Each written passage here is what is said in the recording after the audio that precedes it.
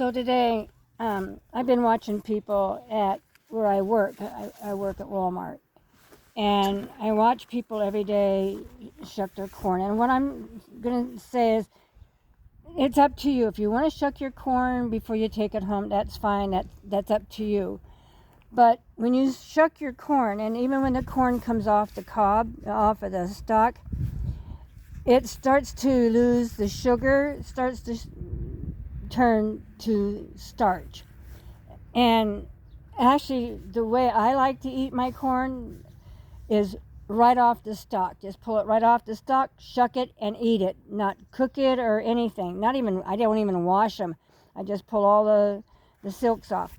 Each one of these silks is connected to an ear, a corn.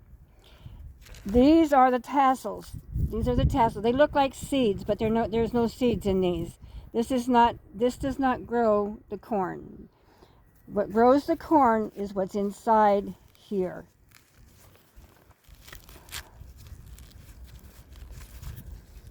Do you want me to do that?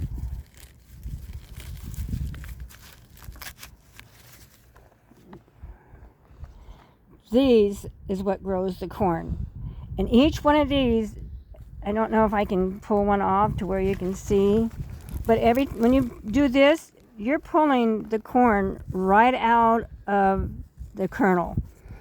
And so what that does to the kernel, it's almost like an umbilical cord or a cork or whatever you want to call it. What it does is, I can't get it out, is it opens the kernel up. So what happens, and you can see how they are connected. Each stalk is connected to the corn, to each kernel. And so what happens is, when the pollen comes off of these and the wind blows and everything, this is how they get pollinated, is when the tassel blows and hits the corn silk that's up here on top. It's this corn silk.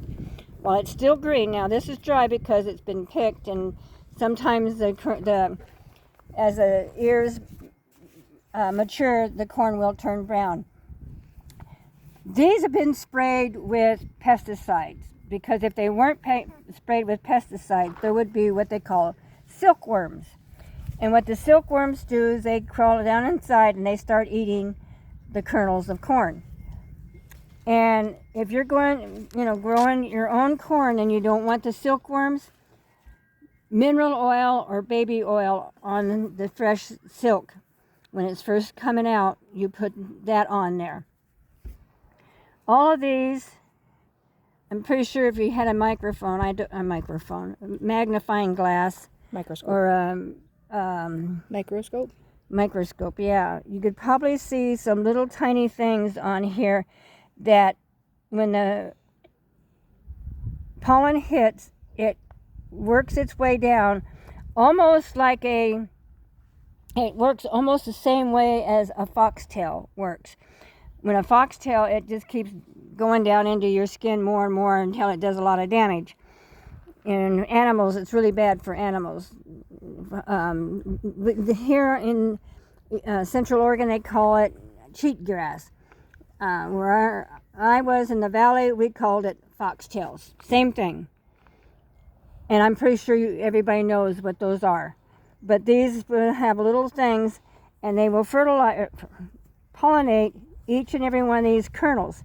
So you can see, if you can get real close, you can see how each of these silks are connected to the corn, to each kernel of corn.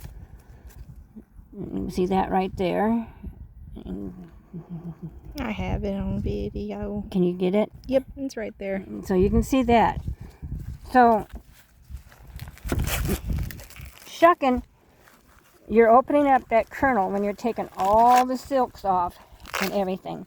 Don't throw the shucks away. You can use these shucks. They use a lot of these shucks to wrap up. Of course, they cut them and everything else and stretch them out and open them up. This is the stuff that goes on your tamale. Your tamale. You wrap your tamales up in this. You dry them, and then you wrap your tamale up in this.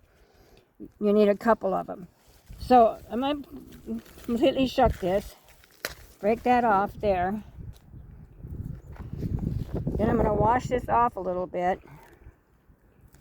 And I'm going to give half to my granddaughter here, who's holding the camera for me, because I can't do this by myself.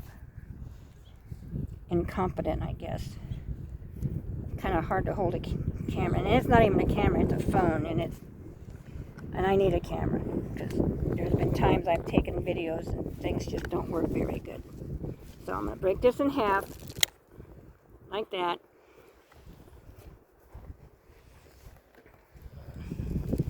I'm going to wash it off a little bit.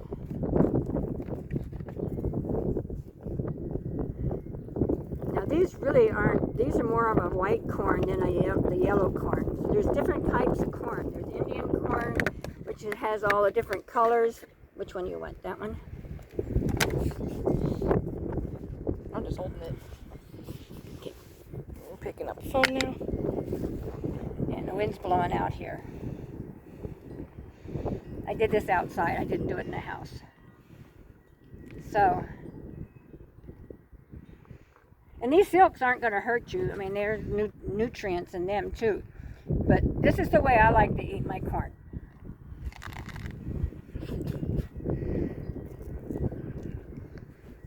It's sweet, very sweet. These are really sweet. But you also need to refrigerate your corn with the shucks on, because what that does is it slows down the sugar from going into the making starch. So, and when you shuck these, like I say, you're opening up these kernels. You can kind of see here a little bit better. See that little thing? That's where that silk was right there. So when you open that up, then the corn starts to dry out faster. And you don't want to dry your corn out. That's why you leave the shucks on right up till the time that you want to cook them. And like I say, I love eating the corn this way.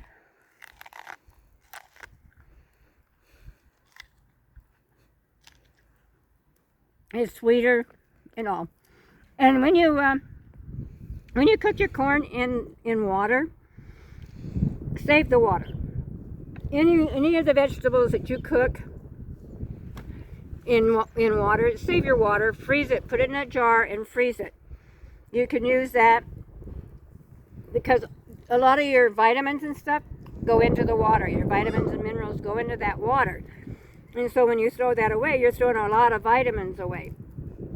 So if you keep the water and freeze it, you can use it for gravies, soups, whatever you use water for. Usually gravy and soups is what you usually, You can even drink it if you want. Ice it, chill it, ice it, whatever, and drink it. And you'll get all the vitamins and minerals out of it. Out of that water, because you're losing a lot of minerals and vitamins out of this when you put it in water, when you're cooking it, when it heats up. It opens everything up and then it goes out. But anyway, so that's what I wanted to talk about. And like I said, if you want to keep shucking your corn at the store, fine. But I might personally don't. So that's just what I'm saying, because I know what happens. So if you don't cook it the same day that you shuck it, it's going to start shriveling up. These are going to start looking shrivelly and dry. A lot of people say, oh, I just soak them in water. And I'm sorry. I was playing with the bottom ones and I started squeezing it and it popped in my eye. Kids. She's still a kid. 24? Yep. No. 23. 23. I think. She's still a kid. Of course, I'm 82, so she is a kid. Anyway, so I'm just going to say, it's up to you. If you want to shuck them, that's fine. There's no bad for it. But I do see a lot of people shucking them, and then they don't like the way the corn looks or anything, so they just leave the unshucked corn in with the pile of corn.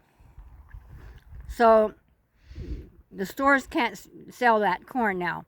That corn has to be either thrown away or donated to cattlemen, people that have pigs, people who have chickens, whatever. Cows will eat this.